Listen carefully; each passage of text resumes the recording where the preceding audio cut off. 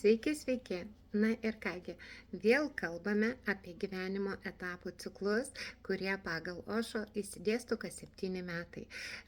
Kalbėjome apie pirmą, apie antrą.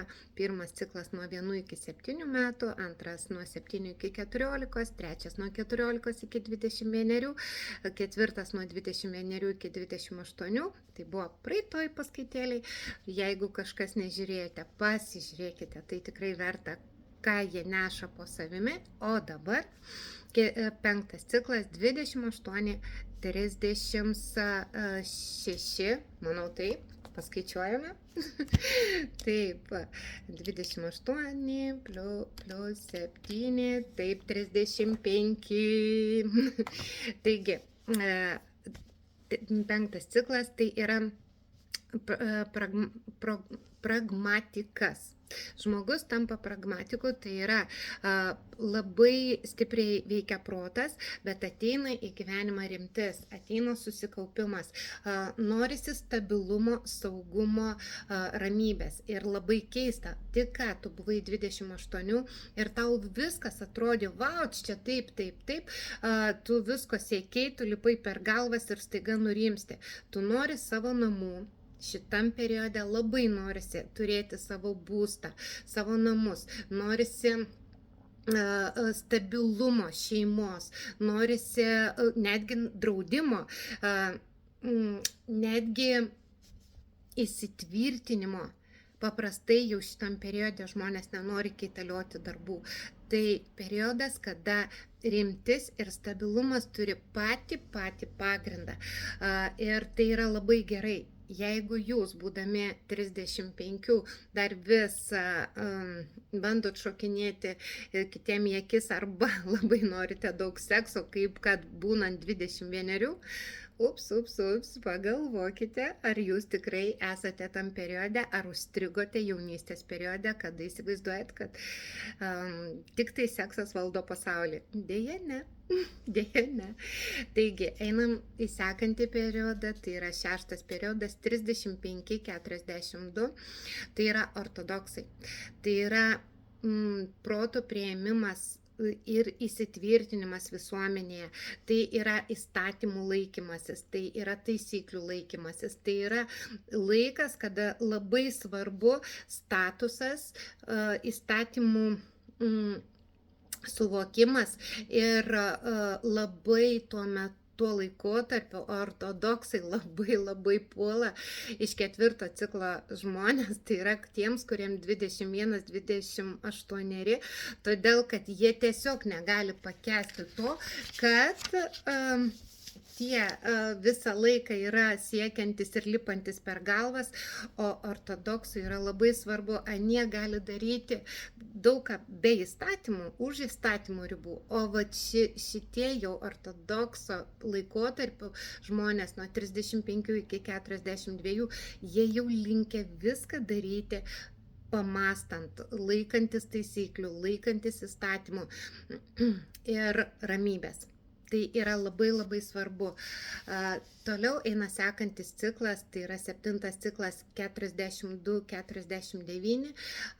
Čia yra religinis protas. Ir kaip įdomu, kad labai dažnai jau apie 49 metus, jeigu iki to dar sąmoningam gyvenimui žmogus neatsibudo, tai 49 jis jau tikrai atsibus.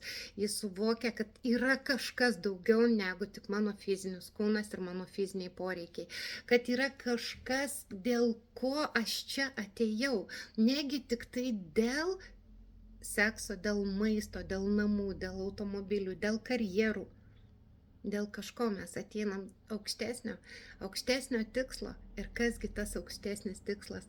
Kas yra tai, kas man padės dar paaugti, ką aš turėčiau padaryti? Kyla labai globalinės mintys, labai globalus aiškinimasis.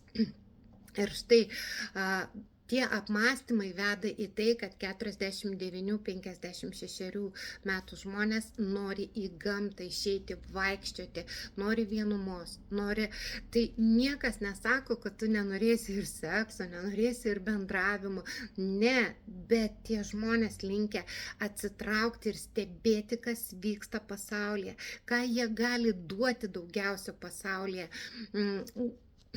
Nurimsta, vidus nurimsta ir ieško gylio, nes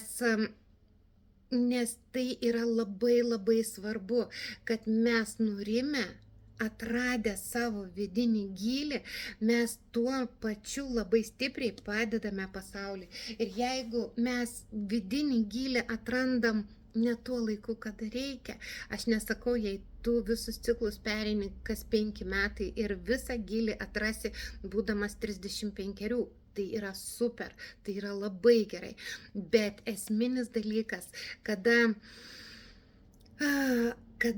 tu eini į augimą, savo sielos augimą, tu nebesimėtai plačiai. Tu atrandi sritį ir joje tampi profesionalu. Ir va čia yra labai labai svarbu. Ar jūs turite savo gyvenime sritį, kurioje jūs norite būti profesionalai, arba ar jūs jau esate toje srityje profesionalai, ar jūs stengiatės, kad tas sritis būtų labai gili ir labai įdomi. Taigi, tai vat, iki 56 metų turėtume tuo pasirūpinti. 56 metai 63. Tai yra dieviškas laikas ir tai yra žmonės tuo laiku, kaip žinot, jaunystėje, kai dar toks esi gyvas ir visiškai žiūri į pasaulį naiviom akim, bet tokiom nuoširdžiom, paprastom, nekalti tokie žmonės, bet jie yra kartu labai su gilia mąstysena, jie nebesiginčina, jie nešoka į akis, jie viską priima, suprasdami, kad tai yra pasaulis, kuris kažką man nori pasakyti ir juose nebelieka ego, juose nebelieka aiškinimuose, nebelieka simpatijų, antipatijų. Tai yra labai stipru. Mano patarimas. Labai gerbkime tuos, kurie yra virš 60, sakykime. Ir jeigu jie dar ypač savo visų buvimu, kad jie nieko nekalba tuo metu, tai dar nereiškia, kad jie neturi nuomonės. Kad jie nepuola tau į akis aiškinti, kaip tu turi gyventi, tai dar nereiškia, kad jie apie tai nepagalvoja. Supraskim teisingai, kad tai tiesiog jų toks laikas ramybėje priimti viską. Ir nepuldinėkim, nes kažkada patys būsi tokie. Tai pažiūrėkite jūsų pančią aplinką, pažiūrėkite žmonės, paanalizuokit, kokie jūs esat pagal šiuos tipus ir kur jūs einat ir kokie žmonės, ar jie užstrigę kažkuriam cikle, nes labai juokingai atrodo, kai 60-metis vyras dar vis bando atrodyti, beprotiškai seksualus. Tai iš tiesų viskas gerai, kad pas jį viskas fiziologijoje veikia, bet jis jau turi būti brandus ir jis turi skleisti ramybę ir pasitikėjimą, kad šalia jo yra saugu, parodyti, kad jis yra saugus uostas, prie kurio gali būti ir vaikai, ir anūkai, ir žmona.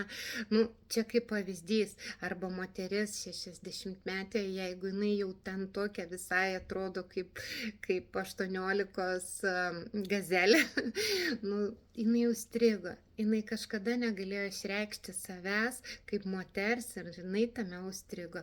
Tai labai, tikrai pastebėkime save ir paaukime, tai mums labai padės.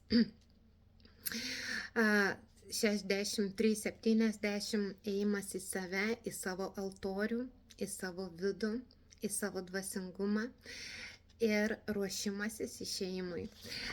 Įdomiausia tai, kad 70 metų skaitosi, jei tu išgyvenai 70 metų, tai yra vauč, kaip puiku.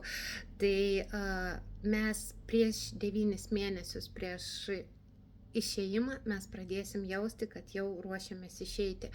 Ir darysim tam tikrus dalykus, apsivalymus, maldą. Tiesiog mes labai labai aiškiai jausime, kai mes ruošimės išeiti iš šios žemės. Tai yra nuostabūs ciklai, kuriuos labai verta žinoti, paanalizuoti dėl savęs, dėl savo artimųjų ir spaudžiame patinka, spaudžiame prenumeruoti, apkabinu jūs visus, laimindama, linkėdama sveikatos, stiprybės ir gausos jūsų namuose ir su jumis Eligija ir skaičių magija.